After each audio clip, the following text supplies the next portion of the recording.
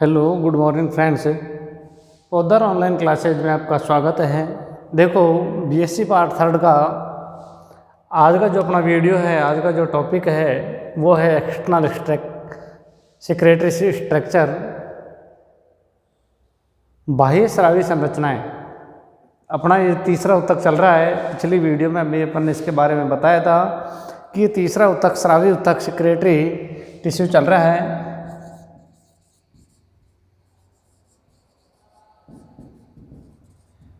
ये secretary tissue स्रावी ऊतक को संरचना और कार्य के आधार पर दो भागों में बांटा है। एक्सटर्नल सेक्रेटरी स्ट्रक्चर और दूसरा था internal secretary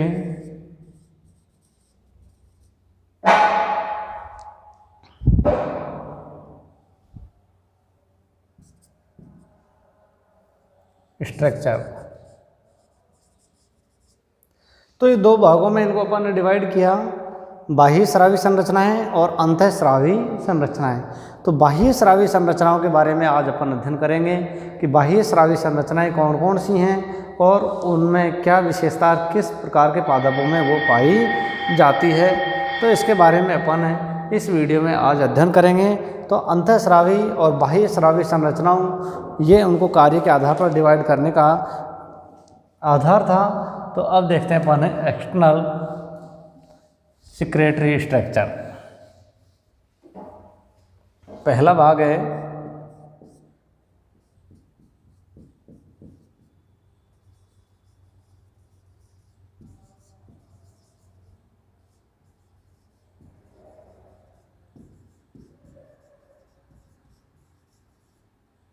external secretary structure, बाह्य स्रावी संरचनाएं। बाह्य स्रावी संरचनाएं। तो पादपों में बाह्य स्रावी संरचनाओं के रूप में कौन कौन से भाग होते हैं, अब उसको अपन देखते हैं। ग्रंथिल रोम नंबर 1 है, ग्रंथिल रोम। दूसरा जो सेकंड पार्ट है, दूसरा जो भाग है वो है पाचक ग्रंथियां, डाइजेस्टिव ग्लैंड्स। पाचक ग्रंथियां।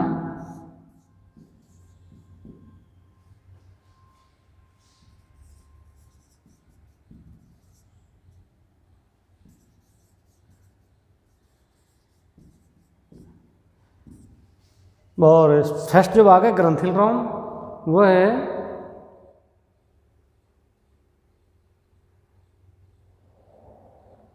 Glandular hair.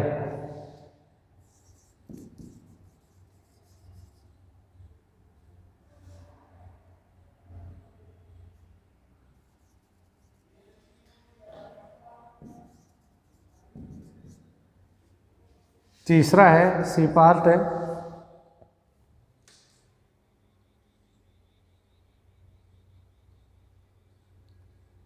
दंसन रोम।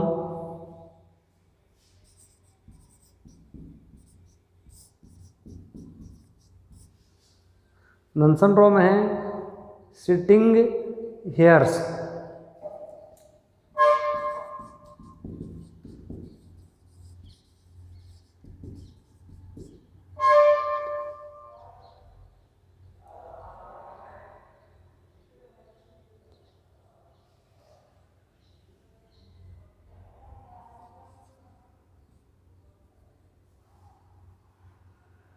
डी भाग है इसका मकरंद कोश।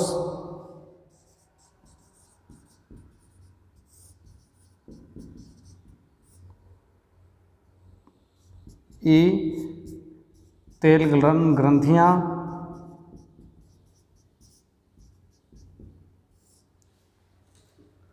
और चौथा है जलरंध्र।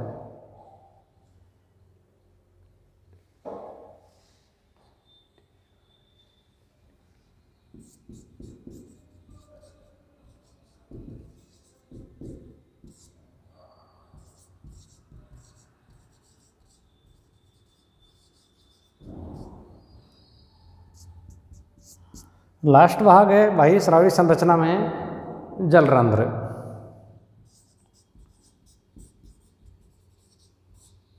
कौन सा भाग है? जलरंध्र। ये बाह्य स्रावी संरचना है। पादपों में बाह्य स्रावी ऊतकों के रूप में पाए जाने वाली दो भाग अपन ने बताए थे कार्य के आधार पर, बाह्य स्रावी संरचनाएं और अंतःस्रावी संरचनाएं।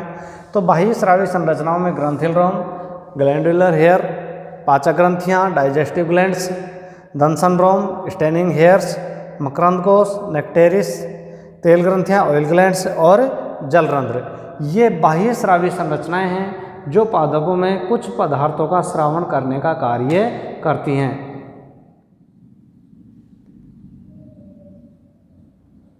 तो अब इसको अपन एक एक को देखते हैं। पहला है ग्रंथिल रोम।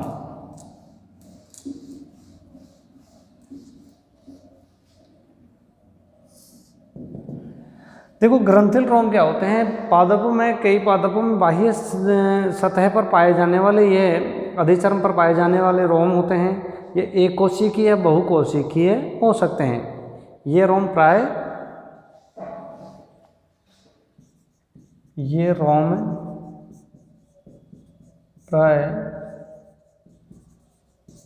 अधिचर्म पर पाए जाते हैं।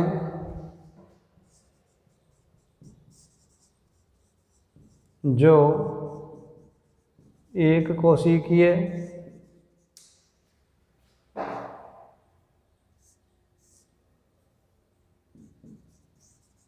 या बहुकोशिकीय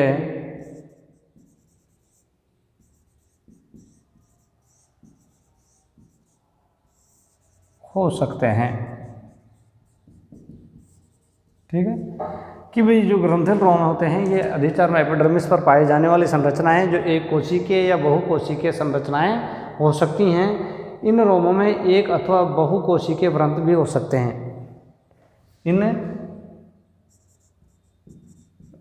रोमों में एक कोशिकीय, बहुकोशिकीय,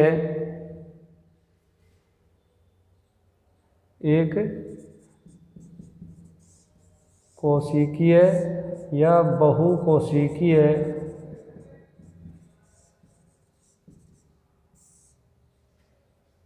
व्रंत भी हो सकते हैं।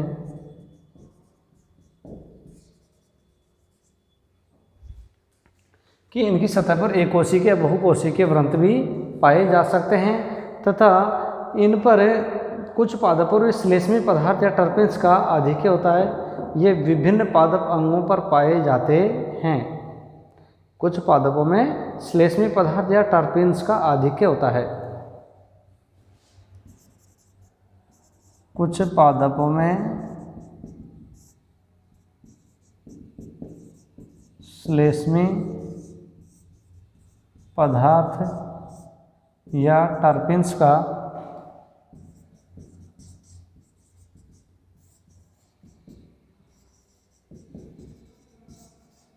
आधिक्य होता है। इसके कुछ एग्जाम्पल हैं, जैसे गुलाब के तने पर कुछ कांटे जैसी संरचनाएं पाई जाती हैं। ये ग्रंथिल रोम, गुलाब के कली का सल्क, गुलाब के कली का सल्क या बोहरविया,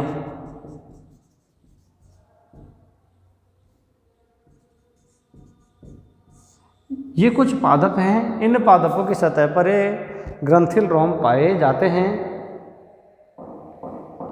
मोहरिया के फलों पर इस प्रकार के रोम पाए जाते हैं कि फलों पर इस प्रकार के रोम पाए जाते हैं।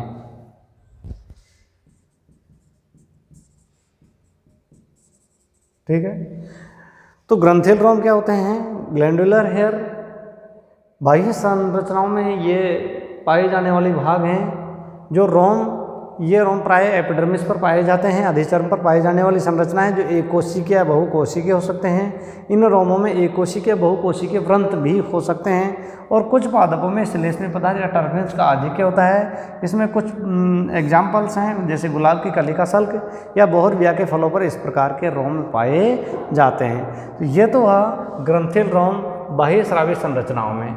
अब इसका जो दूसरा पार्ट है,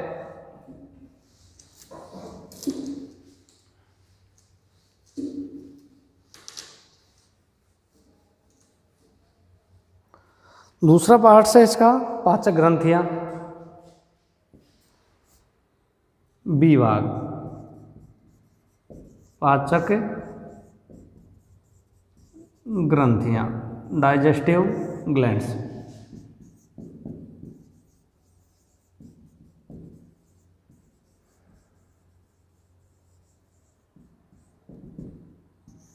अब देखो पाचक ग्रंथियां क्या होती हैं। कुछ पादपों में बाह्य संरचना के रूप में पाचक ग्रंथियां पाई जाती हैं, जो कुछ ये तो जंतुओं का अपघटन, जैसे जो नाइट्रोजनी अपशिष्ट पदार्थों का अपघटन करने में काम आते हैं, जिसमें अपन बोलते हैं यूट्रिकुलेरिया, निपेंथिस, मोनोट्रोपा। ये कुछ पादप हैं। इन पादपों में बाह्य संरचना में उत्सर्जी अंग के रूप में इस प्रकार की संरचना पाई जाती है, जिनमें जैसे कीट उस पदार्थ को स्रावित अवशोषित करने के लिए इनमें जैसे घड़े जैसी संरचना होती है। इस तरह से जैसे इस पर कोई कीट आके बैठता है, इसमें यहाँ मकरंद स्रावित होता है। मकरंद को प्राप्त करने के लिए जैसे कीट इसके अंदर प्रवेश करता है, इसके पर एक ढक्कन नुमा संरचना होती है। उस ढक्कन नुमा संरचना जैसे ही कीट इसके अंदर प्रवेश करता है वो ढक लेता है। ढकने के बाद ये ऊपर कीट उससे पुनः बाहर नहीं निकल पाता और इसी के अंदर उसका क्या हो जाता है, मृत्यु हो जाती है। मृत्यु के बाद उसका अपघटन होता है, जिनमें से जो नाइट्रोजनी पदार्थ जो होते हैं उनका अपघटन कर लिया जाता है, क्योंकि इनके अंदर डाइजेस्टिव ग्लैंड्स यहाँ पर होती हैं, जिनसे नाइट्रोजन तत्वों की पूर्ति पादप कर लेते हैं। ये प्लांट्स उन भागों में ज़्यादातर पाए जाते हैं जहाँ नाइट्रोजन तत्व की कमी होती है। तो ये पाचक ग्रंथियाँ भी बाह्य स्रावी संरचना के रूप में पादपों में पाई जाती हैं और इसमें कुछ कीटाहारी पादपों को, कीटाहारी पादप विभिन्न प्रकार के कीटों को आकर्षित कर उन्हें फंसाते हैं। ये कीटाहारी पादप है। कीटाहारी पादप विभिन्न प्रकार के कीटों को, विभिन्न प्रकार के कीटों को आकर्षित कर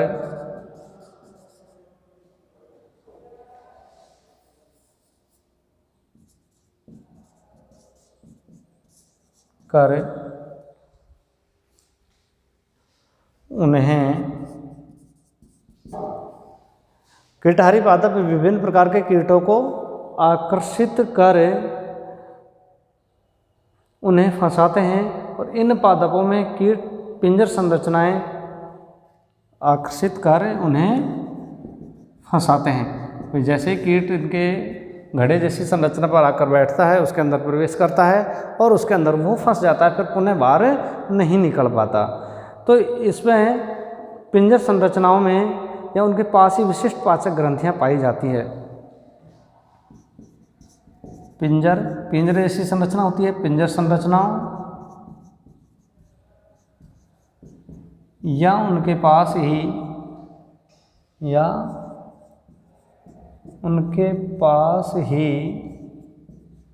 पाचक ग्रंथियां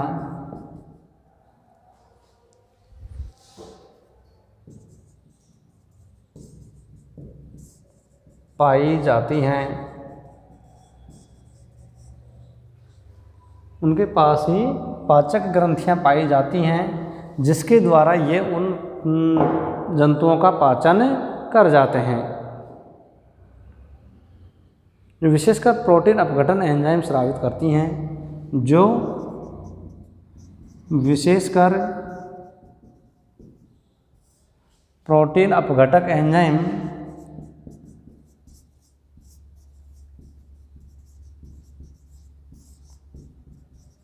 एंजाइम स्रावित करती हैं।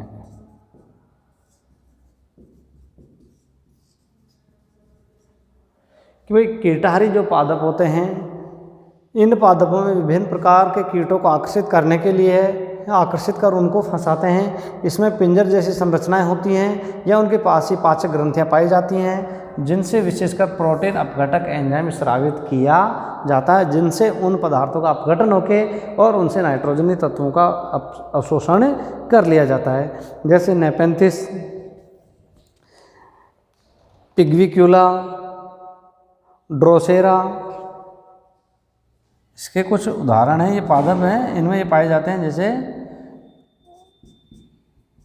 ड्रोसेरा। ड्रोसेरा भी एक इस प्रकार का पादप है जिसमें पाचक ग्रंथियां पाई जाती हैं। नेपेंथिस है,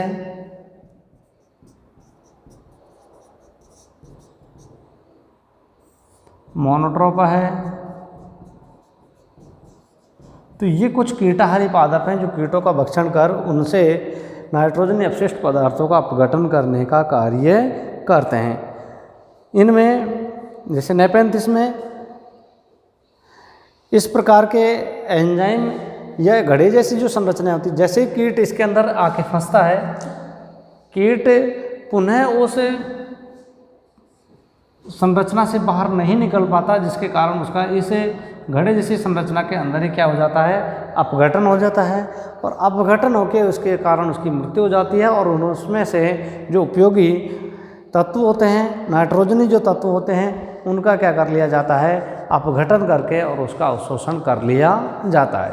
तो ये पाचक ग्रंथियाँ पाई जाती हैं। तो इसमें कुछ पादप हैं जैसे ड्रोसेरा है, नेपेंथिस है, पिग्विक्यूला है। ये पादप हैं जिनमें इस प्रकार की संरचनाएं पाई जाती हैं। इनमें अनेक प्रकार के ग्रंथिल रोम पाए जाते हैं जो संरचनात्मक रूप से समान होते हैं, परंतु उन पर कार्य और स्थिति भिन्न भिन्न होती है। तीसरा जो भाग है वो है दंसन रोम।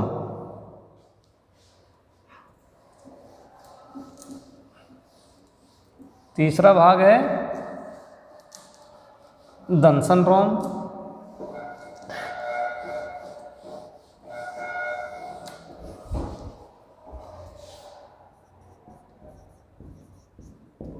दंसन रोम। अब देखो दंसन रोम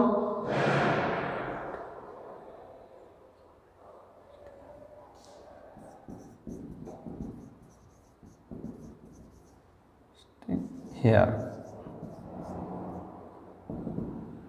स्टेनिंग हेयर। दंसन रोम क्या होते हैं, इसमें कुछ पादप है जैसे बिच्छू बूटी, अटिका यूरेंस, बिच्छू बूटी है एक, बिच्छू बूटी। बिच्छू बूटी एक पादप का नाम है। इसमें क्या होता है, अटिका यूरेंस इसका बॉटनिकल नेम है।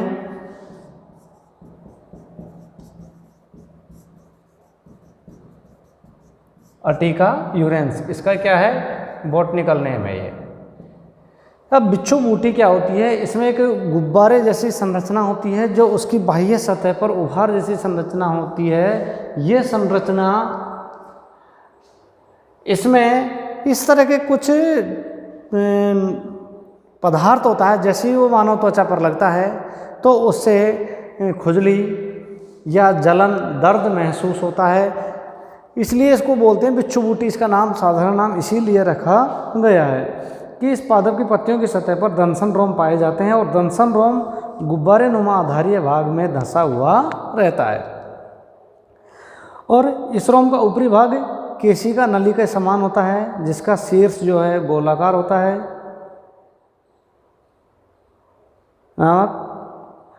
और किसी भी जीव की त्वचा के संपर्क में आने पर गोलाकार जो शीर्ष है वो टूट जाता है और जिसका अग्रभाग त्वचा में घुस जाता है और फूले हुए आधारी भाग पर दबाव से प्रकोपक जो पदार्थ है जो त्वचा के अंदर छोड़ दिया जाता है, जिससे मनुष्य को खुजली या चर्म रोग आदि समस्याएं उत्पन्न होती हैं। और ये पादप की कीटों और जंतुओं से सुरक्षा करने का कार्य करते हैं। तो इस प्रकार से ये पादप की बाह्य सतह पर दंसन रोम पाए जाते हैं। बिच्छू बूटी की बाह्य सतह पर दंसन रोम जो हैं ये पाए जाते हैं।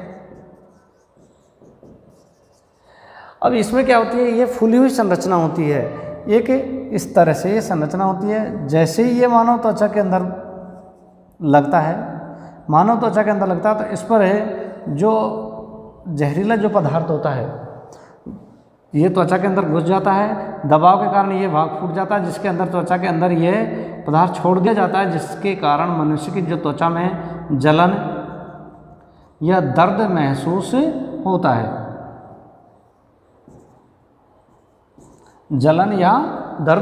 होता है, और यह खुजली या चर्म रोग आदि समस्याएं उत्पन्न हो जाती हैं।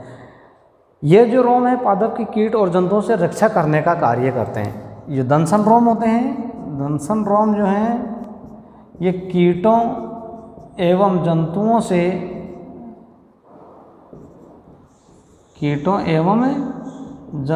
से सुरक्षा का कार्य करते हैं। इसका सुरक्षा का कार्य करते हैं। तो दंसन रोम है ये, जैसे हर जीव में अपनी सुरक्षा के लिए कुछ विशेष, जैसे मधुमक्खी है उसमें अन्य जीवों से सुरक्षा के लिए उसमें भी दंत पाए जाते हैं। जैसे उसको लगाते हैं तो दर्द जलन महसूस होता है, जिसके कारण हर आदमी या जीव उसके पास संपर्क में नहीं आता है। तो इसी प्रकार से इनमें भी ये दंसन रोम पाए जाते हैं, जो बिच्छू बूटी या अटिका यूरेंस इसका बॉटनिकल नेम है, इसकी बाह्य सतह पर ये दंसन रोम पाए जाते हैं। ये दंसन रोम इस प्रकार के नुकीले कांटेनुमा संरचना होती है, जैसे ही त्वचा के अंदर प्रवेश करते हैं उनसे ही पदार्थ छोड़ दिए जाते हैं, दाव के कारण यह भाग फूट जाता है दबाव के कारण, और इससे जो पदार्थ होता है वो त्वचा के अंदर छोड़ दिया जाता है, जिसके कारण खुजली, जलन और चर्म रोग जैसी समस्याएं उत्पन्न हो जाती हैं। नेक्स्ट है मकरंद कोश। मकरंद कोश से स्रावित करने वाली ग्रंथियों को पुष्पीय पादपों में, भाई पुष्पीय पादप जो होते हैं, नेक्स्ट भाग है ये इसका डी, मकरंद कोश। अब मकरंद कोश क्या होता है, जो पुष्पीय पादप होते हैं उन पुष्पीय पादपों में मकरंद स्रावित करने वाले जो ग्रंथियां होती हैं उनको बोलते हैं मकरंद कोश। अब मकरंद कोश अलग अलग पादपों में पुष्पीय संरचनाओं में ये मकरंद स्रावित किया जाता है, जिसको मधुमक्खी, कीट, पतंगे जो होते हैं ये उनका अवशोषण करने का कार्य भी करते हैं। इसमें ग्लूकोज, सुक्रोज, फ्रक्टोज, एमिनो अम्ल आदि होते हैं। मकरंद आकर्षक गंधयुक्त पदार्थ होता है। मकरंद जो है गंधयुक्त आकर्षक पदार्थ होता है,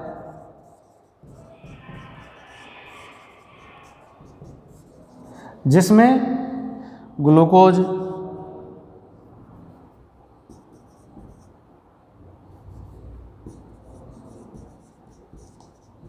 फ्रक्टोज, एमिनो अम्ल आदि पदार्थ इसमें उपस्थित होते हैं। और ये मकरंद जो होता है, जिसमें जैसे शहद जो इकट्ठा करती हैं मधुमक्खियाँ इकट्ठा करती हैं, इनमें ग्लूकोज, फ्रक्टोज और एमिनो अम्ल आदि पदार्थ उपस्थित होते हैं, और यह परागकणधारियों को आकर्षित करता है। क्योंकि ये परागकणधारी जो होते हैं, परागकण में कीट, पतंगे, मधुमक्खियाँ, तितलियाँ ये काम आती हैं, तो ये उनको आकर्षित करने का कार्य करते हैं। तो इस प्रकार से ये अपने बाह्य स्रावी संरचनाओं में 4-5 भाग अपन ने बता दिए हैं। इसमें ऑयल, तेल वाहिनी जो होती है, ये भी विशिष्ट छोटी ब्रुश के समान ग्रंथियाँ होती हैं, जो विशेष रूप से खुशबूदार पादपों में पाई जाती हैं। तेल ग्रंथियाँ, ऑयल ग्लैंड्स जो होती हैं, ये खुशबूदार पादपों में पाई जाती हैं। छोटे खुशबूदार पादपों में ये पाई जाती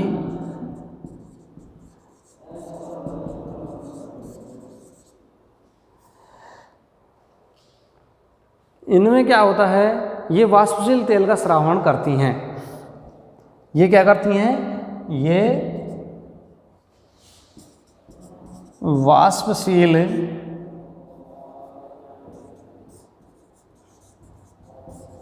तेल का स्रावण करती हैं। जैसे नरगिस।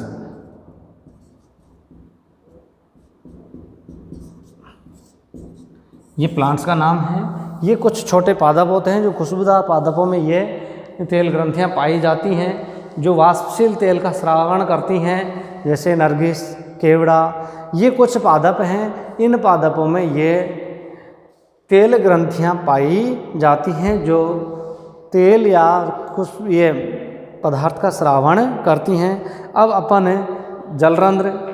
जलरंध्र भी ये जल का निस्रावण करने वाली संरचनाएं होती हैं जो आर्द्र उष्ण कटिबंधीय क्षेत्रों में पाए जाने वाले पादपों की पत्तियों के शीर्ष या शीर्ष के निकट पाई जाती हैं। इन जल स्रावी ग्रंथियां भी कहते हैं। ये प्रक्रिया बिंदु स्राव कहलाती है। इसके द्वारा जलरंध्रों से जल जो बाहर निकलता है, ये प्रक्रिया क्या कहलाती है, बिंदु स्राव। अब अपन नेक्स्ट जो है इंटरनल सेक्रेटरी स्ट्रक्चर, अंतःस्रावी संरचना, उसके बारे में अपन अगली वीडियो में या अगली क्लास जो होगी उसमें बताएंगे। ये अपने बाह्य संरचना के कुछ भाग हुए थे, इसमें मकरंद कोश, तेल ग्रंथियाँ, जलरंध्र, दंसन रोम,